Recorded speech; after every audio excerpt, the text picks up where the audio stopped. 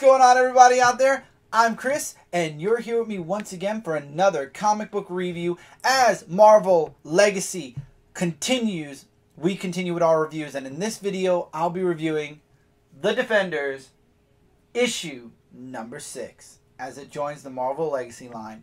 And before we get into issue number 6, I gotta give you guys the two things I always give you. Number one, we're gonna start with the beautiful artwork here. We're gonna be showing you guys the preview artwork here, and as always, spoiler alert warning, as we go through this review or this video, I will be giving away spoilers on what happened in issue number 6.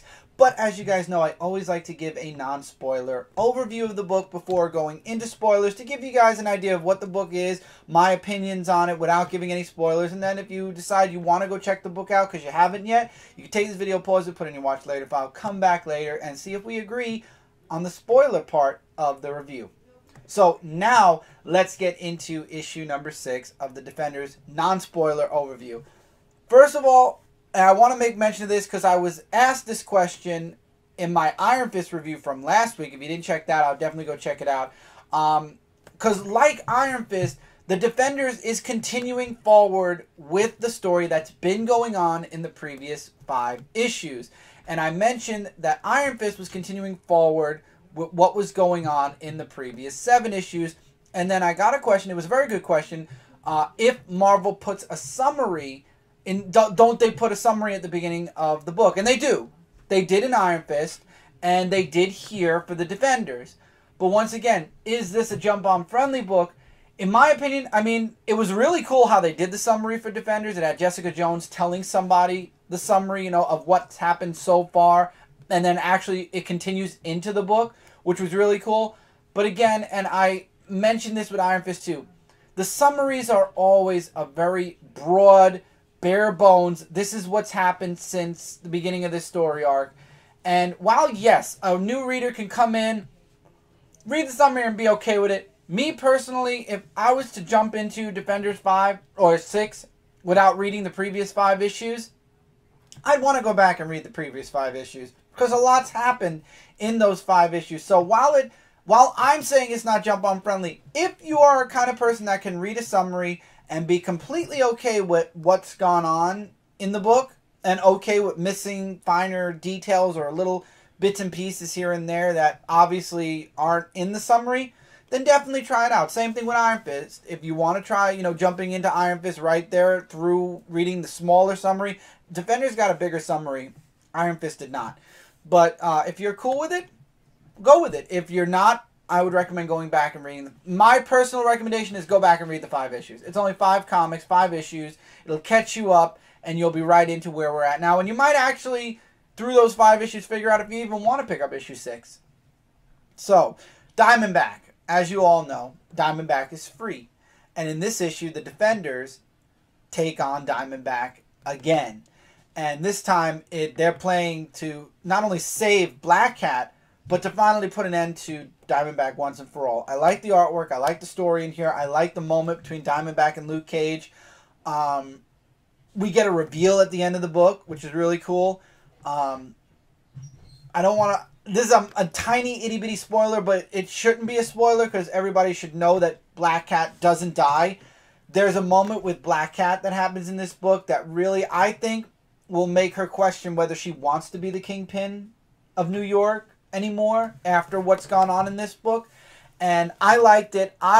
From a person who's been reading the Defenders right along, Diamondback is going to be a steady problem for the Defenders for a good while. We get a little bit more of a reveal on Diamondback on how he got his powers, and also we find out where he's got them from and who's actually the one pulling the strings, and that he's actually, there's a lot more going on behind the scenes than the Defenders or anyone actually knows, and there's somebody that's actually setting all of this up and using Diamondback as a stand-in for them. If you've seen previews for future issues, this is why previews are a good and a bad thing. You kind of have an idea of where this is going, and the reveal might not be as surprising. But for people like me, who I graze the previews on purpose because I don't, unless it's a book I'm not reading, I don't want to know what's going to happen next because sometimes minor spoilers happen there. This was a good book. I like the artwork. I've been loving the story. And Brian Michael Bendis has been doing an excellent job, I feel, with continuing the Defenders. It's got solid artwork. Great storytelling. The one thing, and I've said this before, and I'll say it again, you know, I was happy because I thought that the Diamondback story was ending with issue 4 going into 5. And 5 actually continued it forward, and it was basically the end of the first chapter. Now we're in the second chapter, and I would like to get past Diamondback at some point, have the Defenders reignite, so to speak, and move forward with their stories going another direction. I would say this is a 4.5 or 4 out of 5 stars. Let's be fair, 4 out of 5 stars. Again, in my opinion, not jump on friendly. Can you read the summary at the beginning and kind of be caught up? Yes, but at the same time, read the previous 5 issues. Also, there is another character that is introduced in the middle of the book, but a lot of people were complaining. As you can see from the cover, you kind of get that spoiler on the cover right away. Unless you got the lenticular cover, then you didn't get the spoiler right away. But if you got the regular cover, which is what I'm showing here, you already know what the character is, who the character is. That's the non-spoiler overview. So we're going to get into the book now. So if you haven't read it yet and you don't want spoilers, pause, watch later file, here we go. So, Diamondback's attack on Black Cat. Obviously, he's wounded her very badly, but she's still alive. And the Defenders show up literally in the nick of time. We also find out that he's getting his powers. They do a little bit of a recap, like right before Diamondback went after Black Cat. And it turns out he is taking specific pills that give him powers, but they're starting to wear out and he's starting to become immune to these pills. So as he's fighting Black Cat, his powers or his immunity to the pills is actually taking effect, and he's starting to lose a lot of the abilities he had way back in the beginning of the series. As I said, the Defenders show up. They fight Diamondback. It was an awesome fight scene. There was cars. I mean, I showed some preview artwork. There were cars. There was Iron Fist. There was Luke Cage. There was explosions. There was great dialogue between Luke Cage and Diamondback where Luke gives him a bunch of questions and he's like, you know what, dude? In reality, I don't give a damn. And that was that. But then we go into a trial because they beat Diamondback up bad. And Black Cat is hospitalized because she is in critical condition. And I did not really care for the art change for specifically just the trial. It literally, the way you were seeing the trial was if you saw a sketch done of the trial as you were reading it in the newspaper or something. And he had an amazing lawyer who said, you know, they pushed beyond their limit. You know, basically, he got Diamondback a get out of jail free card until trial. And the Defenders are pissed off about it. I love how Daredevil kind of started calling it right away that, yeah, he's going to get out because of what we were doing. Because we kind of did overkill. And Luke's like, no, he won't. And then he did. And now we find out that the Defenders have to deal with that. So Jessica, as I was saying, who was giving the summary and doing the talking throughout this issue, we find out she was telling this whole story to Deadpool. And she's hiring Deadpool now to go and team up with the Defenders to go out against Diamondback. And then we find out who Diamondback is actually working for, who supplied him with the powers, and who he's basically just standing in for. And that is, and this shouldn't be a spoiler to anybody, because it's a big reveal at the last page, the Kingpin. So Diamondback's getting his supplies and is trying to become the Kingpin in New York as a stand-in for Kingpin, Wilson Fisk, who is actually the one that's pulling all the strings and basically will be telling Diamondback what to do. So he's taking over he's trying to take over as the Kingpin again, but using Diamondback as a stand-in figurehead for him. And the way it goes is, as he's talking to the mysterious person who turns out to be Wilson Fisk, the person says, I can get you your powers back, we can figure that out, but tell me, did anybody bring my name up? Did anybody mention Wilson Fisk? Which, of course, Diamondback's obviously going to say no, but he wants to make sure that no matter what happens, because Wilson Fisk said, you know, Kingpin said, this is how I figured it was going to happen, but now you got to play smart, or we have to play smart. So he just wants to make sure that no one knows that Diamondback is connected to, you know, that Kingpin is back in New York and all of this is connected again. And obviously, nobody knows yet, but it's going to be interesting to see how this story arc goes going forward.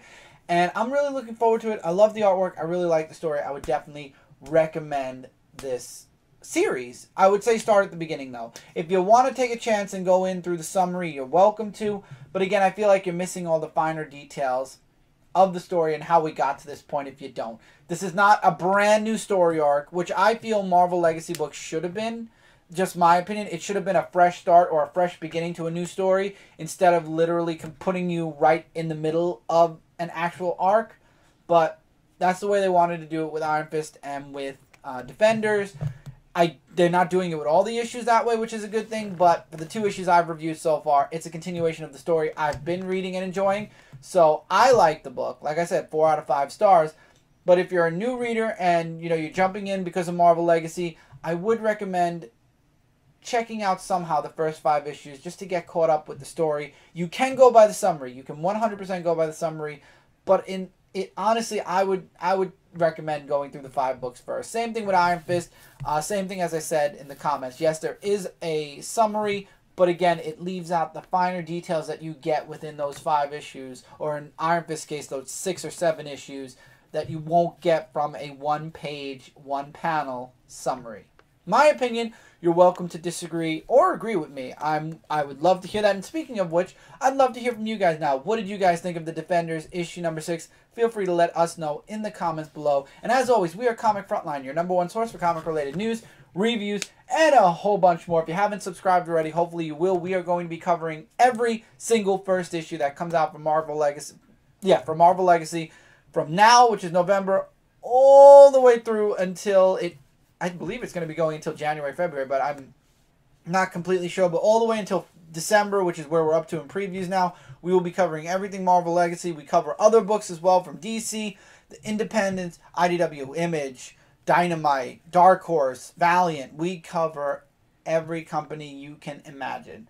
So definitely, if you're new, click the sub button. And we have 3 live shows each and every week, so click the notification bell, which is next to the sub button. This way you're notified when we post new videos, and especially when we go live. We have Frontline Live every Tuesday. Media Madness is mostly on Wednesday, but it jumps around. And Dark Avenger Live closes out the week every single Friday. You should be watching this on Friday morning, so it's tonight at 9:35 p.m. Eastern. Frontline Live is about 10 o'clock p.m. Eastern, and Media Madness, I believe, is at 9:30 p.m.-ish Eastern Standard as well. We have a Twitter if you'd like to know when we're going live, or if you'd like to hear about changes. We have a schedule also. Everything is on Frontline.com, which is our website. Go check that out when you have the chance as well, if you haven't already. And like I said, until next time, everybody, take care, keep reading, keep collecting, and I will see you guys really soon in the next review.